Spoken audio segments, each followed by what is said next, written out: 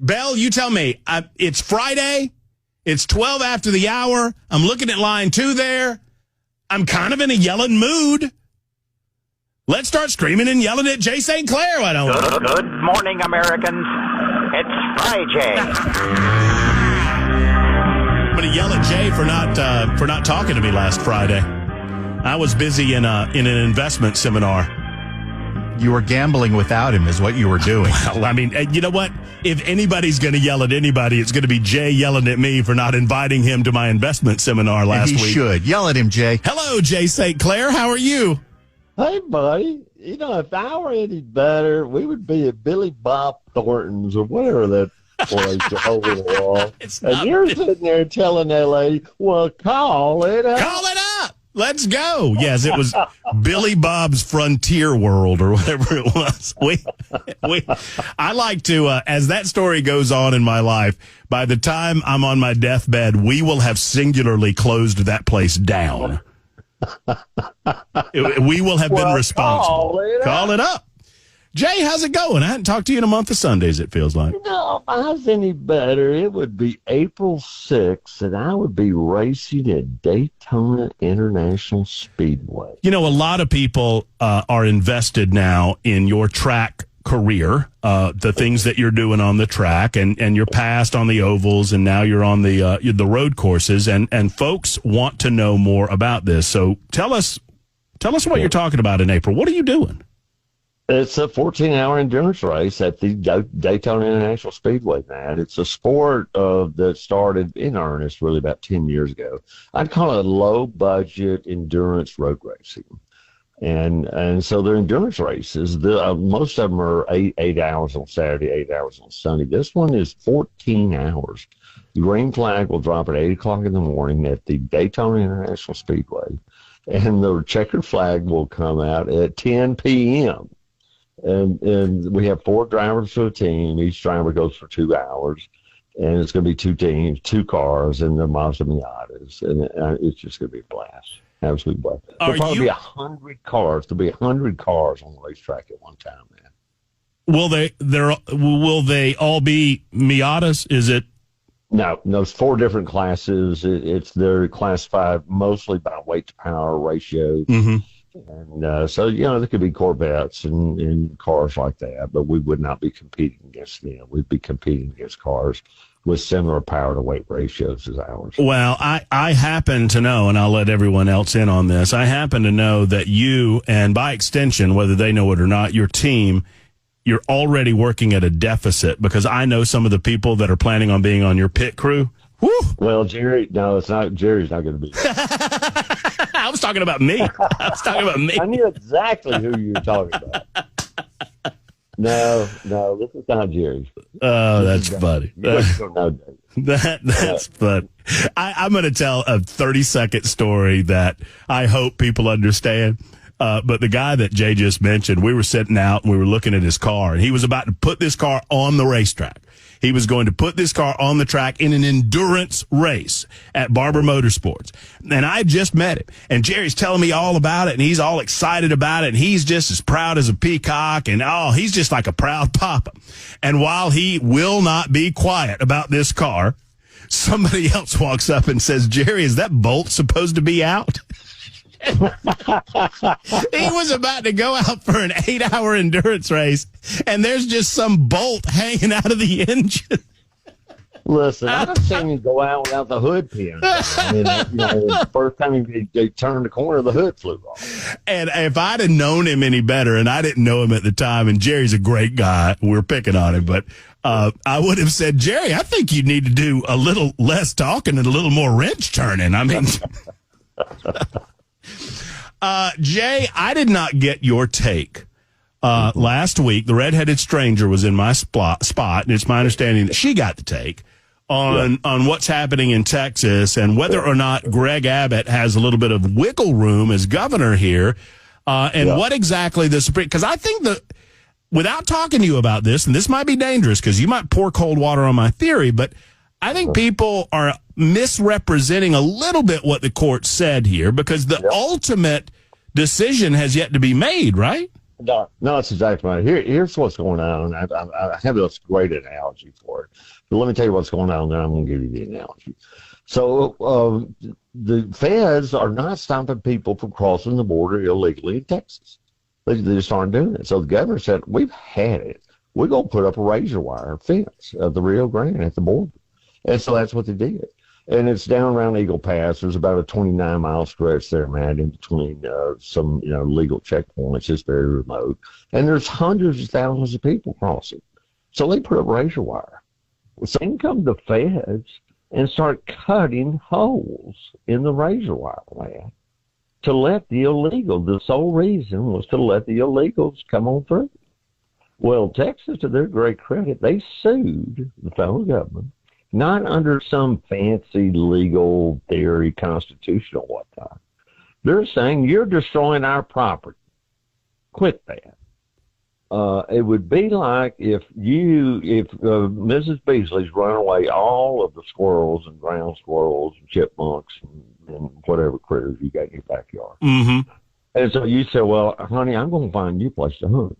So you go over to your neighbor's fence and cut a hole in the fence and say, Miss Beasley, there you go. Go hunt in that guy's yard. Well, you can't do that. And so your neighbor would sue you for tearing up his fence. Well, that's what Texas is doing, is suing the federal government for cutting holes in the fence. And it's going to, you know how it goes. Lawsuits goes on for years or more. And so they file a motion and say, and pending the outcome of this trial, we want them to quit cutting up our fence. And the court, the lower court, actually this court said, no, this said, okay, yeah, federal government, while this lawsuit's going on, you quit doing that. Quit cutting up their fence. And that's when they went to the Supreme Court and the issue there is just what we're going to do until this lawsuit gets decided. And the Supreme Court said, well, all right, I'll tell you what. You're claiming it's your fence or the fence is on, wrong side of the property line or whatever. So we'll let you cut the fence while the lawsuit is pending. But what they didn't say is that Texas can't put up more fence. Exactly. And so the order doesn't go to Texas, really. It goes to the federal government. Well, and initially... here's where we are right now. Yeah, go ahead. Texas puts up razor wire. The feds come along behind and cut a hole in it. Well, Texas comes right along behind them and patches it. Well, and initially, I think the media caught themselves. For about 2 days after this 5-4 decision on the stay, the media was like, well, when's Texas going to start taking down this razor wire? When are they going to start taking this stuff down? And I thought, no, that's not what they told them at all. And like you just said, that Texas is under no obligation to take any of this down, right? Hey, man, I figured out a long time ago, don't get your news from the newspaper. They don't know what they're talking about. No, the Supreme Court didn't say anything about Texas's right to put a fence up around their property. The only issue is right now, can the feds cut holes in it?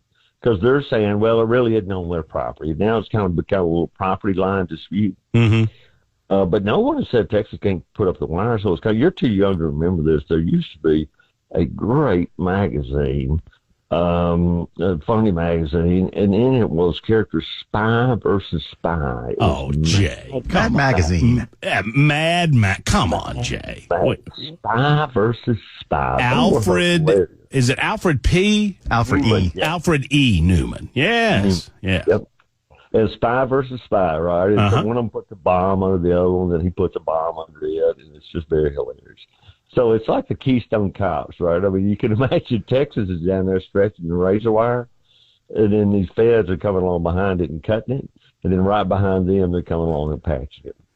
And it's become such a PR nightmare for the feds, man, that they finally said, hey, you know what? We're going to quit cutting your fence.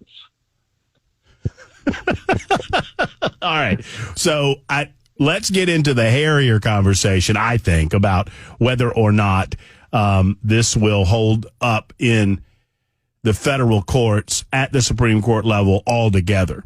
Because Jay has taught me a few things about the federal government and their role and the executive branch and their role versus Congress. We'll talk to Jay about that in just a moment. Plus, your questions. We've got him for at least another segment. Your questions coming up on the super text line, 615-737-9986, 615-737-WWTN. And before we let Jay go, I mean, Jay graduated from the University of Tennessee before he went to Yale. So I want to ask him about this lawsuit that the AG of the state of Tennessee, Jonathan Skrmetti, has filed along with the state of Virginia with regard to NIL, name, image, likeness, and the NCAA. We'll ask him about that coming up as well. It's 123 on Super Talk. In support, kind of like a version of an amicus brief, I would guess. Jay, where does this go? Now, you've taught me the latitude that the judicial branch on the federal level is willing to give the executive branch as to how they exercise their duties. You've taught me that. And you've taught me that, Matt, the tie's going to go to the president if he says, look, we're doing all we can. We're trying the best we can, and it's our job to do this to begin with. With that in mind, what's your take on where this might go? Yeah, I'm going to tell you that, but first, can I ask Bill a question? Sure. Yep. Hey, get me the phone number of that woman from Genesis Diamonds. Yeah. Dang. She ain't going around here. I'll take care of you, buddy. I got your back. Here's where I think this thing's going to go, man. Jay, wait a minute. Do you think she has an accent? Well, I don't. What do you think I do? Well, I was about to say, because I bet you if she met you, she'd think you have an accent. Anyway, my bad. Okay, that's a fair point. That's a fair point. I think this, it's a very clever lawsuit, man. They're not really, they're just saying, quit tearing our stuff up. We understand you're the feds, you got the right to do stuff, but don't come up in here and tear down my fence. That's pretty clever. And so far, the only real legal argument the feds have made is, well, it's on our property. And so the Texans said, well, show me the deed. And they said, well, we'll get back to you. That's exactly where it stands right now, man. So I got to be honest with you. If the feds can't prove that this stuff's not on their property, I like their chances better than the feds. It's not like they're going to the legal checkpoints, the Texans are, and taking them over and deciding who comes in, who comes out. Everybody agrees these are illegal crosses. I mean, everybody agrees with that. And really the only question is, does Texas, and the feds aren't questioning Texas's right to put the razor wire up. They haven't sued Texas. They are not suing Texas saying, quit putting that wire up. They're just going in there and cutting it down. So I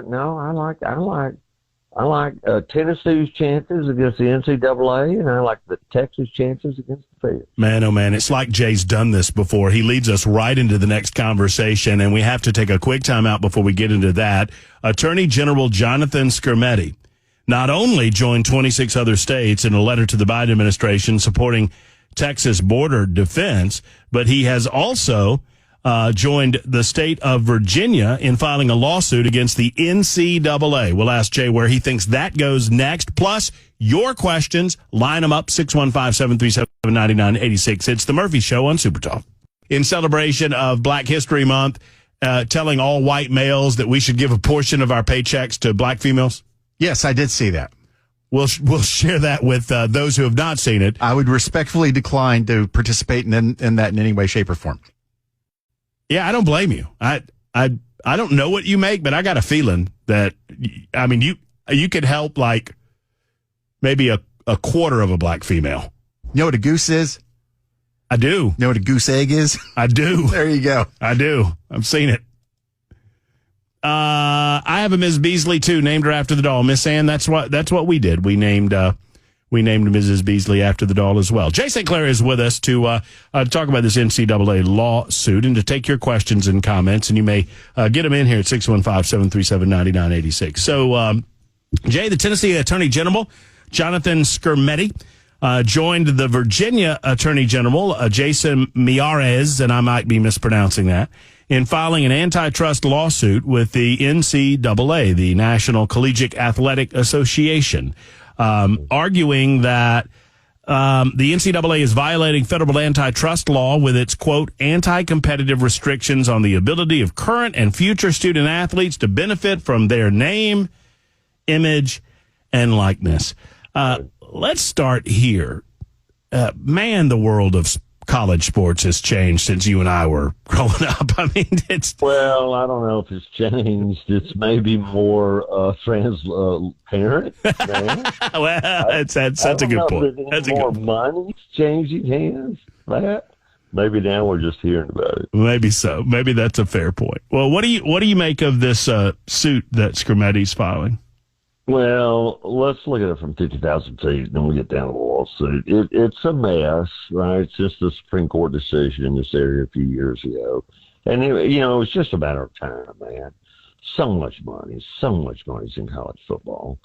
And at some point, somebody's going to say it's just not fair that the players aren't getting any of it, right? Because when you or I were in college, we could go get a job. Mm-hmm. And we could sell our name, image, or likeness. We might not get much for it, but we could sell it. But if you decide to play, a sport, you can't do that. And so something about that does seem a little unfair. So the Supreme Court kind of opened up the barn door. Now the NCAA doesn't know what to do about it. They've said, okay, athletes can receive income for their name, image, and likeness, but we don't know what the rules are. So we're just going to, I'll borrow a phrase that's in the case, that it'll just be like the Wild West for a few years. And that's the way it is. And some teams are, some people are winning, some people are losing, and some are retiring.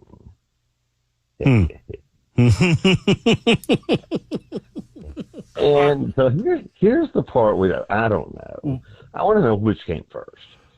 Wait a minute, hold on. I just want the Nick Saban, comment to just mellow for a minute, because I don't know a lot smarter people than me, Jay, and a lot of people are smarter than you and I with regard to the sporting world, but I don't know of anybody that I've talked to that doesn't believe that if the system was the same as it was 5 or 6 years ago, that Nick Saban would have retired. I think he really is. I think he really did make that decision because he didn't like where all of this was going. Right. No, I agree with that 100%. Yeah. Yep. And so I caught the reference. It took me just a second, but I got it. Well, but your listeners are very, Yeah. At first I thought you were going to say sometimes you win, sometimes you lose, sometimes it rains. Right. That's right. No, some people are retiring. And so here's what I want to know. Which came first? Did the NCAA get wind that Tennessee was going to file this lawsuit? Or did Tennessee get wind that the NCAA was going to investigate? That's what Jay, I think that those two things, it was just coincidental, right? Oh, sheer coincidence of timing that both those things happened within 2 days of each other. No, and we may never know the sequence, but one of them came before the other one, and the other party knew that it was coming, and I'm just curious about that. Where does the lawsuit go, man? I've told you that my crystal ball broke a long time ago. But if I had to guess, and you want me to because that's what you're paying me to do. And Bell, don't tell me the check's in the mail. I've been hearing that for 15 years. Mm-hmm. No, easy transfer. I think it'll end either in one or two ways. I mean, here are the two most likely outcomes in my view, Matt. One is federal legislation that standardizes it nationwide, or two, a settlement in the lawsuit. I just don't think the NCAA wants this thing fought out in court, all in public, and then left in the hands of some federal judge or jury.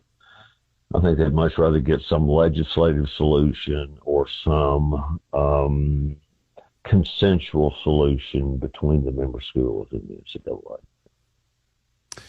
So, right. I mean, and it just feels like we're in a state of flux with all of this, because right now, if I understand the way that it works, and I think that I do, and this is the problem that Skermetti and Virginia and others claim that they have with the system, right, is that let's just use Tennessee. That Tennessee is not supposed to be involved in this collective. Right. They have no control over it. Right. And they can't talk to prospective student athletes about it because they don't have any control over it. Yeah, it's not theirs. It's the rich uncle. Right. You can't talk about the rich uncle. And so they can't help the student athlete base decision-making based on what they may or may not get from the NIL because they don't have any control over that. Yeah, the school can, but the rich uncle can. Rich uncle can call him and talk to him all he wants to. So you would think, but as I'm reading it, and I don't know this all the detail, but now what the NCAA is saying is, oh, no, these collectives are going to be deemed boosters under the old system. Mm-hmm. So the collectives can't do all of the stuff that boosters couldn't do. So now they're saying the collective can't, on the side, call up the kid either. That's apparently it's what they're saying. I hadn't read the lawsuit, but see that's going to get us back to right where we were. Well, that's why Tennessee sued them. Well, we're not going back where we were. I got the number for that lady that talks funny from the Diamond Club. Well, Jay, I promise you, the only thing Belle's working on right now is finding you that number. Genesis Diamonds, and I guarantee you she will talk to you for as long as you want her to if you go buy a diamond from her. I know that she will. Or for her. Do you think she's from Arkansas? I don't. I think that's not East Tennessee. No. I mean, she might be from Shelby County, but I don't know. I don't know where she's from. All right, we're gonna get to a few other questions involving legal matters in just a moment with our good friend Jay St Clair on the matter of the collectives versus NIL. Look, I don't know that I like necessarily where the world is going, but here is the way the world is going. That these collectives are becoming more and more powerful, and there needs to be some level of institutional control.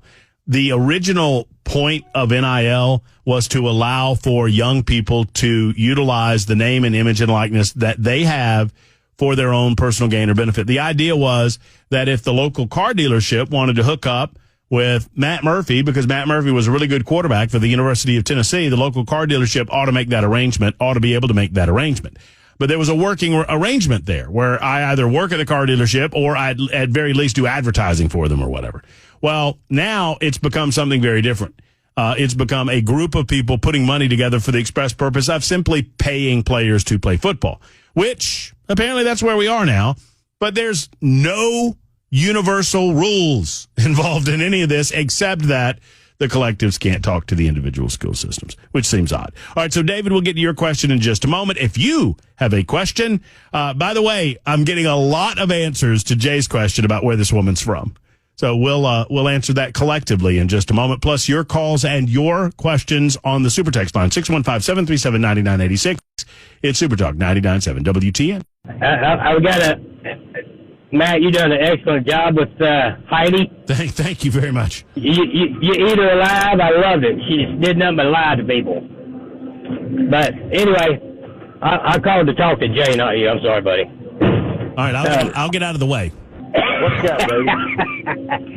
Hey, Jay, my wife and I are redoing our kitchen, and we bought some cabinets from this big box store. Won't name the name. I think it's a big orange store. And they give me false information. My cabinet doors, they were supposed to have wood, solid wood in them.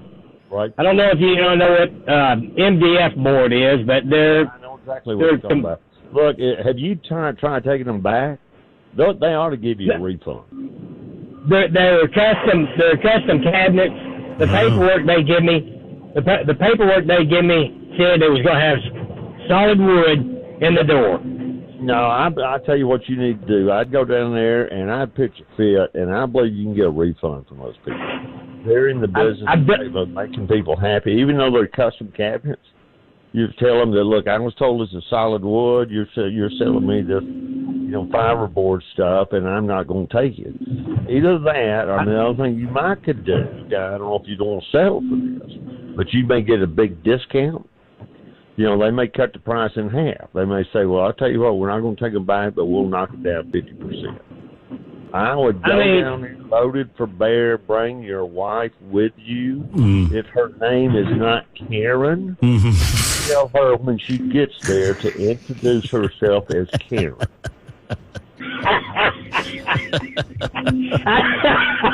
I would do that, but she doesn't, she's not a confrontational person. I'll put on a wig and I'll go down there as your wife, David. Matt, I tell you, Matt, if you did that, your name today is Karen, and you go down there and act like it. Have you been, David, real quick, because I'm limited on time. Have you been down there yet? Have you talked to him about it? I have. I've talked to them, and the paperwork that they give me, it clearly states the doors will be made out of solid wood and manufactured materials. Well, they're saying, oh, well, that's solid wood. That means that there was just solid wood in the manufactured materials. Oh, jeez. No. They're trying to... David, you win that case. You go down there again, and you take Karen with you. And if you're not happy when y'all leave, you call me, and we're going to get this worked out. David, here's what I'm going to do, David. I'm going to figure this out. I'm going to put David back on hold. Get David's contact. I think I have it, but get David's contact because, David, go back down there, tell them that you want to be made right. Maybe, like you say, Jay, perhaps you're willing to take a settlement. Maybe he would be willing to take, 50%. 50% of something is better than 100% of nothing, I think do I have Jay on there? Yeah, there he is. Are you still there, Jay? Yes, sir. Oh, there he is. Okay, good. All right, so David, let us know how that turns out. Tina, real quick, we got you for like 2 or 3 minutes, but you're on with Jay St. Clair. What's on your mind? What's your question? Hi, mine is a terminology question. I'm looking at a medication that was contaminated that I just found out about that my mother had taken. And they said the statute of limitations for claims on it is 2 years in Tennessee or a state of repose for 10 years. Can you explain what state of repose means? Well, yeah, it's 2 years from date of discovery, right? Because if you don't know, it's 2 years once you find out you took something bad. 10 years from when it was manufactured. So that's still be active then if she passed away in 2020 and the last time she took it was 2018, but I only found out in this past December. Yeah, see, if you just now found out about it, that's when the clock starts ticking. I'd go see a lawyer about it. You can't sue about something you don't know. Okay. Yep. All right. Well, yes, I'm very sorry about that too, Tina, but thank you for the call, and I appreciate you.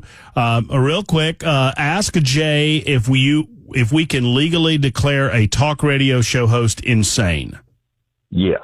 Well, that was quick. Fact, if it's a true statement, truth is always a defense. Man. So if it's a true statement, yes, you can legally say that. And multiple people, Jay, have alerted me to the fact that the woman in the advertisement says that she is from the Cayman Islands. Jay's got a lot of bank accounts there. Yeah. I thought you were going to say Kazakhstan or Ukraine, but I think I like the Caymans better.